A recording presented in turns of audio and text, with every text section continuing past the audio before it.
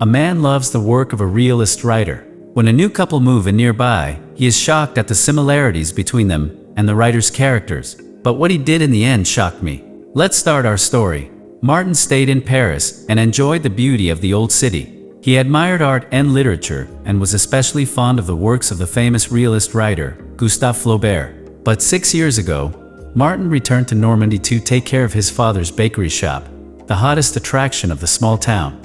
While working in his garden, Martin saw a car pulling up to the neighbor's house. The new residents happened to be a couple hailing from England, Charlie and his wife, Gemma Bovery. Remembering the surname, the baker looked at the girl with interest. She looked exactly as he had visualized the heroine from the novel of the same name. The next day, a couple came to Martin's bakery. The girl, Gemma, chose bread, passionately inhaling its aroma, while Martin couldn't take his tiny eyes off her. Later on, while strolling with his dog, he happened to meet Gemma again and finally realized that the young woman awakened in him long-forgotten feelings. Later that evening, Charlie knocked on the Martin's door. The lights in his house had gone out, and he came to ask for assistance. Martin agreed and joyfully accepted the invitation to drink some wine. The discussion was mostly between Martin's wife and Charlie, while the baker kept spying Gemma. In his mind, he even recalled some lines from the book, which portrays that Madame Bovery was bored with her quiet family life. Coincidentally, that was exactly how the girl looked now. However, the sweet moment was suddenly interrupted by a mouse that ran right under Gemma's feet. She screamed and immediately began talking about the need to buy rat poison, which greatly taunted Martin, who warned that accidents often happen because of poison. From that day going, Martin was constantly connected to his neighbor. He either watched her from his window or waited impatiently for her to come to the bakery. One faithful day, he even invited her into the kitchen to try baking bread herself. Martin watched Gemma with serious lust, soaking up every part of her body.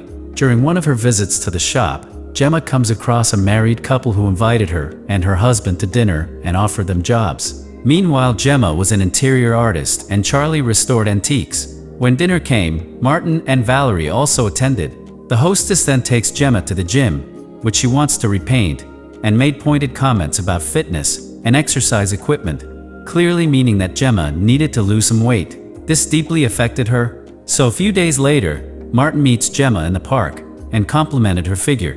Embarrassed, she tries to go home, but at that moment, a bee flew under her dress and stung her back. Screaming very hard, she requested for help. With shaking and overjoyed hands, Martin unzipped her dress and caught the insect, which had left its sting. He happily had no choice but to honorably suck out the poison, which the girl easily agreed to. Hearing her screams, a young Frenchman, Hervey, who lived in a mansion around, rushed over. While Martin explained what was happening, Gemma fainted then. The men took her to the hospital, where she was treated very well. The next day, the English lovers visited the Boverys. Looking through a magazine, Gemma saw a photo of her ex-fiancé, Patrick, the man who once played her. Aside everything, Gemma secretly missed him, especially since Charlie was always buried in books or busy in the workshop, and not paying attention to things like the faulty ceiling and wiring. Later on, Gemma then went to the market, and once again comes across Martin as he stood on the bakery porch spying her.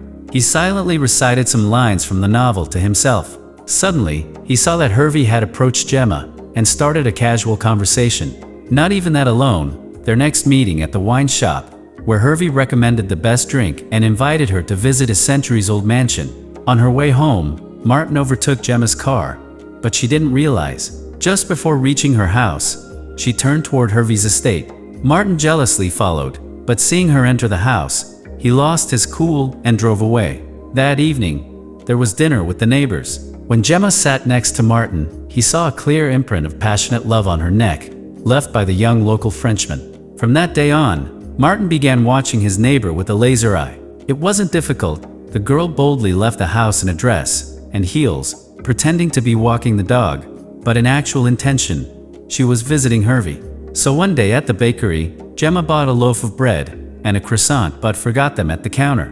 Martin was more than happy for a visa to visit her. But as he approached the house, he heard serious moans. Knowing that Charlie had gone to London, Martin realized who was being sweet on Gemma. He never delivered the forgotten croissant. Instead, he returned home and sat in the kitchen all night, pondering his feelings and heartbroken. When even Charlie returned, the affair between Gemma and Hervey continued. Gemma went on long walks with the dog, and Charlie began to suspect that his marriage was falling apart. At Hervey's estate, the couple made love on a table, and Gemma accidentally broke a porcelain statue, which was very dear to Hervey's mother. Though upset, he was calmed when Gemma promised to take the statue and ask her husband to restore it without revealing the owner's name. Martin frequently thought about how to cause commotion between Gemma and Hervey. After deep thought, Martin decided to end their affair by any means necessary. The next day, Gemma picks up letters from the mailbox. One of them is supposedly from Hervey, in which he informs her that their relationship is over.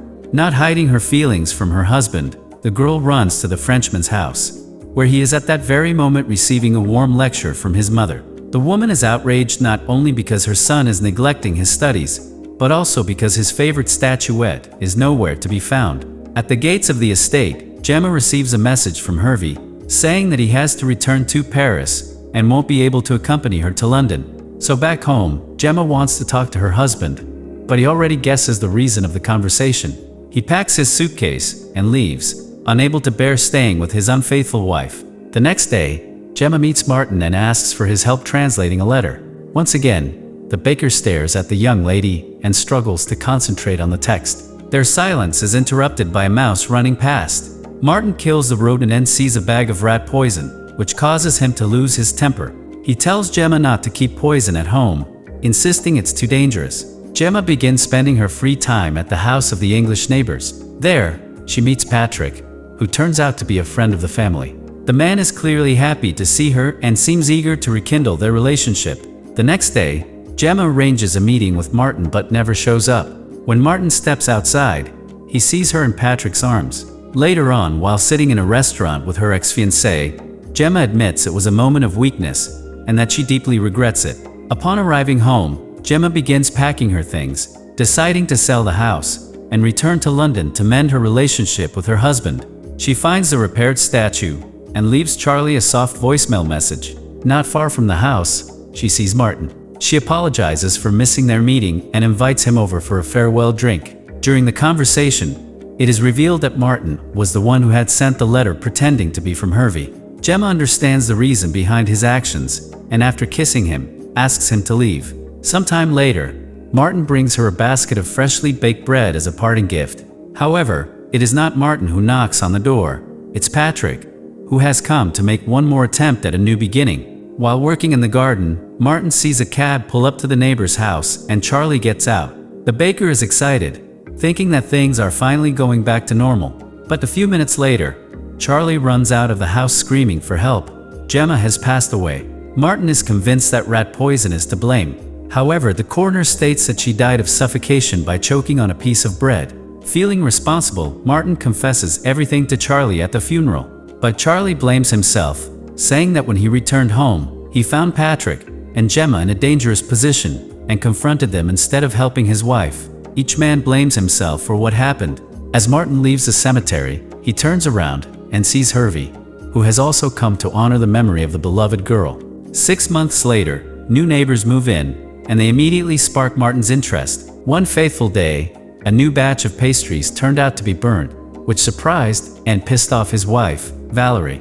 Martin reveals that he was very concerned about the condition of his neighbor, Charlie, and feared that he might cause harm to himself. Later after work, he hurriedly goes to the neighbor's house and caught Charlie throwing his late wife's belongings into a fire. Martin managed to retrieve the woman's diary before the flames ate everything. And there you have it. Thank you for watching. Don't forget to like and subscribe. See you on the next video.